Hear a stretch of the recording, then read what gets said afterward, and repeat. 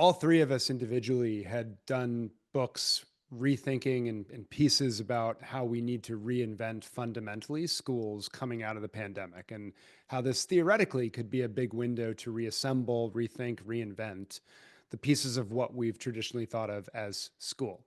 And I think all three of us got feedback on the backs of those work from different people that said, this sounds great. This sounds lovely. I want to do this aspect or this or that thing. I never thought about this, but nothing's actually moving. I feel stuck. I feel frozen. How do I do this against this particular aspect?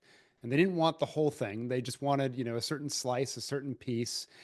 And so we really thought, okay, the follow up naturally for all three of us is to give a much more practical on the ground.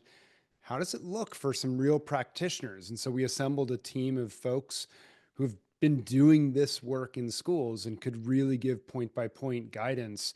This is how you think of the problem. This is how you define a solution. This is what it looks like to try to get it down, from maybe Julie's probably lower than Rick and I, but sort of anywhere from 10,000 to 30,000 foot level, try to bring it down into the hallways of schools themselves and with educators. And so that was really the impetus for this book.